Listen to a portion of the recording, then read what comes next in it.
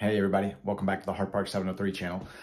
Temperatures are currently like around 40 degrees, and that's a lot warmer than it's been for like the last 3 weeks. So I'm gonna take the opportunity to pull the car out. I'm gonna wash it, but before I wash it, I want to do a quick install video. I've got a whole bunch of stuff, as I've been telling you, like piling up, and so I was like, all right, let's do something small that I can do real quick before I wash the car, and then I can still enjoy some sunlight. Check out what I got. This thing it's really, really cool. Check this thing out. So it's the Holley Hurst shifter. Well, I guess shift knob for that matter, since I don't have like the manual transmission. This is for my automatic C7. But look at it. It's so awesome. So it's like metal and then plastic.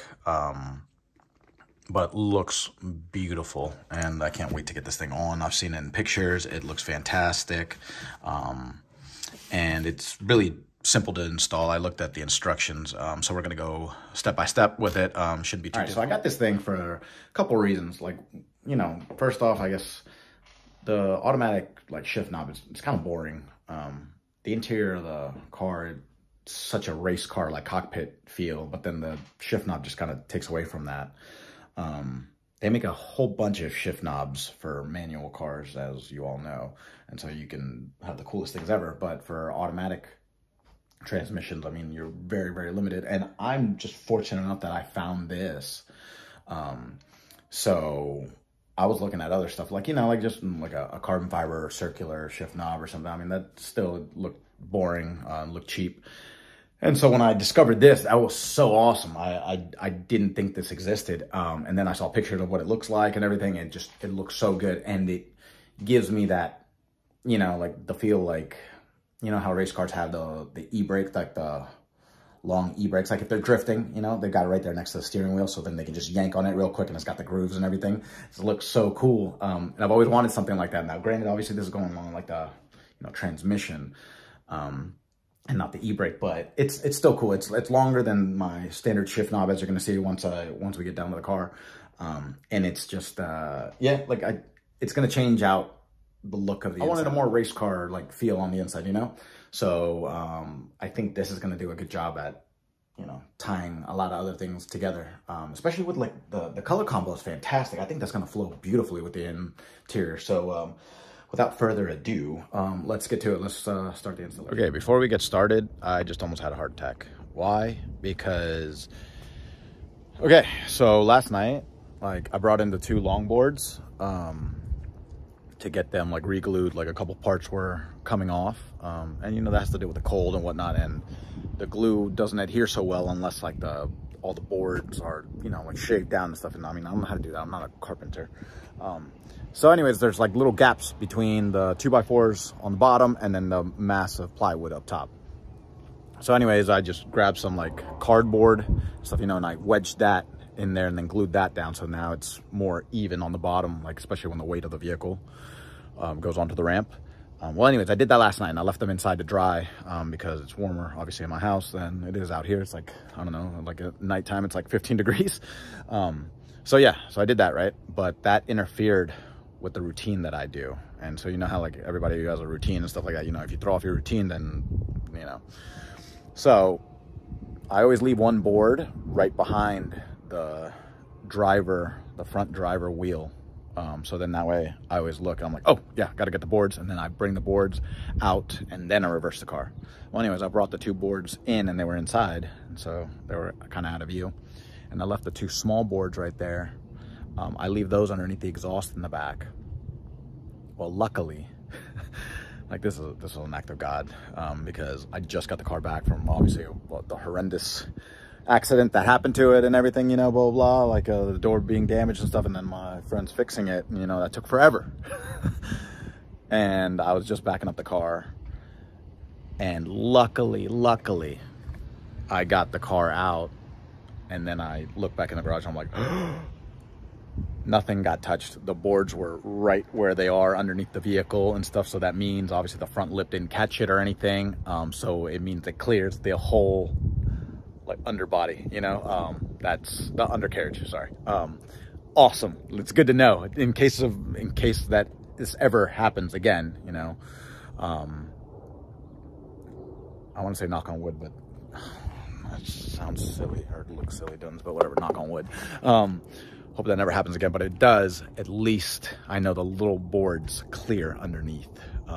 So yeah, I needed to vent because that was heart stopping when I looked and I saw what I had done. And I was like, there could have gone the front lip again. That was brand new, all painted, you know. Okay, so here it is. Really, really cool. Feels really good. Nice and, sounds weird, but nice and thick in your hand. All right, so it's just, you know, obviously it's going to replace this one. And yeah, so you're going to need a couple tools.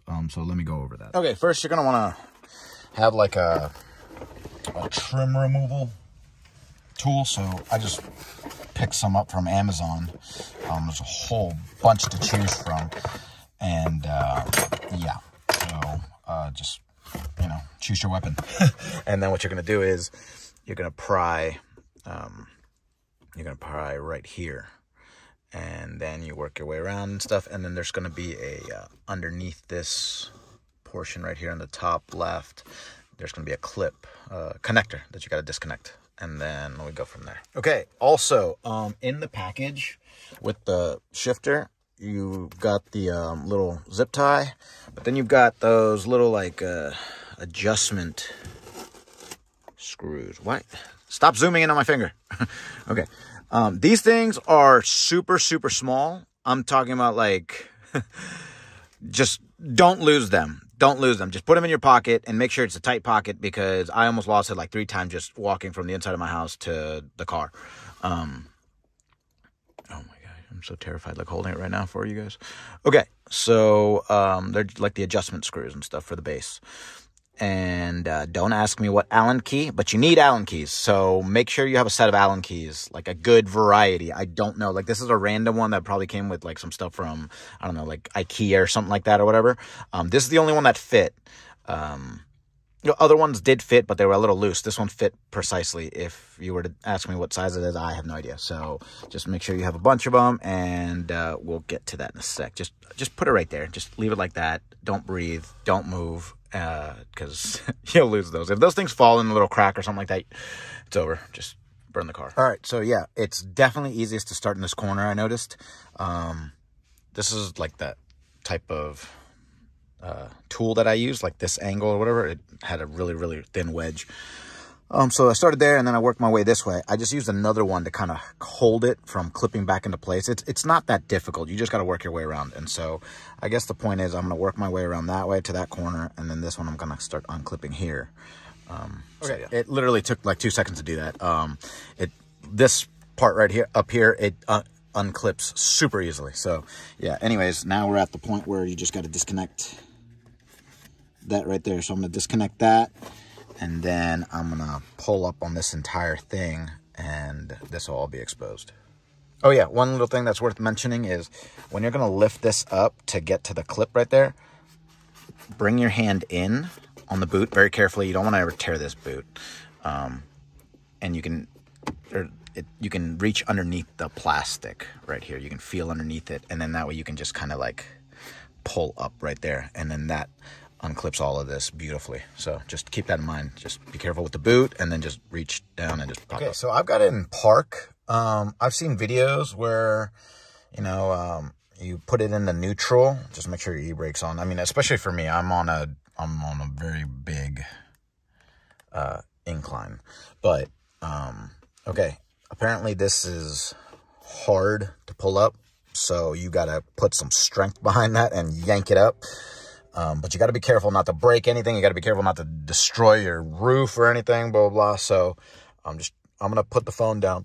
I'm going to use 2 hands, and I'm going to try to do my best to yank this out without breaking anything. So depending on how hard it is, I'll get back to you in a second. Yeah, definitely 2 hands. So that like went right on there. You got to like pull down on the press the, you know, the trigger or whatever, and then just yank up with both hands. But yank up, like brace yourself, because otherwise you're gonna shoot right through the roof. So yeah, that wasn't that difficult, but you definitely need some strength, and you need to yank on that thing. I'm not talking about like a small little, just all of a sudden just yeah. Okay. All right, now that you got it off, you're gonna Go on the other side, and you got to release these two clips to pop this thing out. So I've switched to one of these. These are pretty small, so I think I can get these in here to pop them out. Let's see how that scratch that idea. You're not going to use that. You're going to start damaging the plastic. I started like chipping away at it, so I was like, all right, I need something metal. So just go ahead and use the Allen key that you were going to use, that you're going to use later. So this is, okay. So it's obviously starting to come out. Okay. These right here, what you're going to do is, okay, I used the smaller piece, right? Like the L piece. And you're going to wedge on the inside and push them out, because this one needs to go out that way. This one needs to unclip that way. So what you're going to do is you're just going to use leverage, right, from the inside of the shift knob, and you're going to push it one out that way, and then you're going to reverse it and then push the other one out that way. You get what I'm saying? And so while you're doing that, at the same time, use your other hand to be pulling this out, you know? So yeah, it's pretty straightforward. I mean, you guys get it. Just, it works. It works. Okay, so now that you got it off, next step is going to be to remove the boot from this little assembly piece. You see how it's glued on? You just got to be careful to remove it. You don't want to tear the boot. So just slowly start peeling it away all the way at the end until you've got this piece off. So okay, so it's not glued on there like super firmly, so it's not that hard. Just like I said, take your time, but I pretty much got it off. So I guess I just gotta remove it. There we go. All right, on to the next step. And the next step says, I'm just gonna set that down right over there like that. So now the next step says you got to put in those little metal pieces right here into the base of this. Screw them in. You just screw them in until they're flush on both sides, and we'll go from there.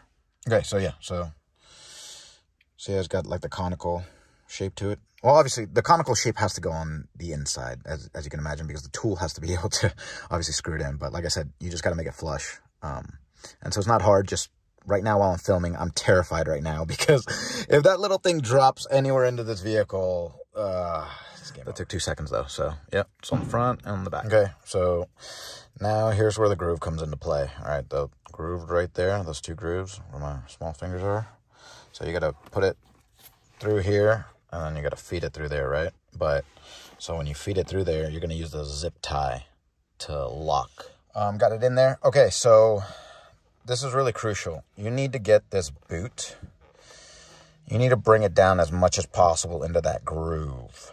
So then that way you leave these set screws exposed on both sides. I'll get into that in a sec.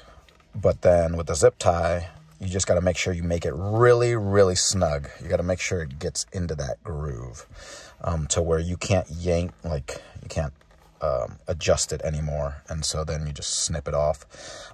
I went ahead and just filed it down a little bit, because in case you ever have to like remove it again or anything, you don't want to cut yourself on anything under there, anything that's sharp. So just go ahead and file it down real quick. But yeah, so now it's on there. And so now I just got to put it on, and then you're going to use the set screws. You just got to make sure they're clear in there, because you're going to tighten them up once they're on. So it's really easy, and it's really not easy. The easy part is obviously just sliding it all the way down. You're going to slide the base all the way to where the metal meets the plastic, and then you're going to use those set screws. You're going to drive them in. This one, obviously, super easy to adjust. You got plenty of room. If you've got it in park, the opposite side is a little tight, so you're going to have to use the short side, not the long side. And you could make it easy on yourself, and you could just pop this thing into neutral and you'll have plenty of room to work. I didn't feel like doing that, so I just opened my door, and then I just got on my knees, and I just kind of tried to see and feel around, so then that way I could just tighten it from there. It is kind of a pain to get to this one right here. I didn't try the neutral. Obviously in neutral, I feel like it would have been 10 times easier, but it is what it is, whatever. So, but now you understand why you need to, oh my gosh, did I just scratch the leather? Oh, thank God. Okay. Whew. Okay. See, if the boot is covering these, you're obviously not going to be able to adjust them. So you just got to make sure this is wedged into that groove and then held in place. But it's solid. It's not moving. You can choose the angle you want to, like if you want it this way or that way. I wanted it more angled with this, so obviously the front of the car's this way. I didn't want it like that, since like the rest of the dash is all at different angles. Yeah, you just, you know, play around with it, see how you like it. So all that's left is the connector right here, and then clip this thing back into place, and we'll see what it looks like. That was it. It was all you had to do is just connect the connector and then clip it back in. Okay, but go ahead and just literally save yourself the hassle and just throw it in neutral. So just hold down, you know, hold down the start button for like 10 seconds or whatever, and then just put your foot on the brake and then throw it into neutral. And this thing slides and clips in super easily. It's just, it's too far forward when it's in park to do all this. You don't want to like scratch up your boot or tear it and stuff. And so why do I say that? Because it's really, really close right there. Obviously this is, there's nothing behind this piece right here where you see. So it doesn't really matter. If this is touching it, it's not like it's going to scrape it up. But on this side, it obviously looks really tight. See? I'm trying to get a good angle right there. And then you're loose here. But yeah, it's not, like I said, it's not hurting anything. So that's pretty much what it's going to look like. And yeah, so, I mean, there you go. This is awesome. So I can't wait to take it for a drive. It's already, like, it's midday. I took so long doing this, but it's because I'm filming, I guess. So now I gotta wash the car, like, super fast and try to at least get some, you know, some mileage on this thing with the warmer weather. But yeah, so what do you think? Pretty cool, huh? Like, looks good and it matches everything, you know? So, feels solid too. Like, this thing engages really well and everything. So usually it'll be like right here, you know, so you're kind of just driving and your hand will be right here. It feels really good. That was pretty straightforward. It wasn't difficult. It was just me filming. So that's what took up time. If you're not filming, to install this thing, I would say, I don't know, not even 20 minutes. Not, yeah, like seriously, not even 20 minutes. I mean, you can do this pretty quickly. The hardest part would be just you yanking it up. So just don't be afraid to put force onto the original shift knob and just yank straight up and you'll be good. And yeah, so it fits on there perfectly. It's not loose or anything like that. I didn't tear the boot. And nothing's damaged and stuff, you know, none of the surrounding trim is damaged. Like I told you, just do it the way I filmed it and stuff like that, and you should be fine. You shouldn't have any issues whatsoever. And yeah, okay, so that was that. It was a quick install. I love how it looks. It changes up this whole little center console area, and so I'm so excited to use it. Okay, well, if you guys like the video, go ahead and click that like button, hit subscribe, and hopefully it starts warming up even more, or it stays this warm, because I really, really want to make more videos. Like, there's some vinyls that I want to apply to the vehicle and stuff like that, but I don't ever want to do that in cold weather, you know, so I'd rather have like the sun beaming down and warming up the vehicle and stuff. So we'll get to that. I've got other major components that are getting on, that are going to be put on the car. I just got to get install appointments for that. You know, I can't do that stuff here at the house, but really, really, really big things. And, you know, a lot of people say that, but I've already got my stuff ordered. And so when you guys see it, you'll be like, he wasn't kidding. They're really big things. Yeah. So, just know that I'm probably going to be living out of a shack for the rest of my life if I continue to mod cars, because I dump my entire life savings into them. But that's what I love doing. So, talk to you guys later.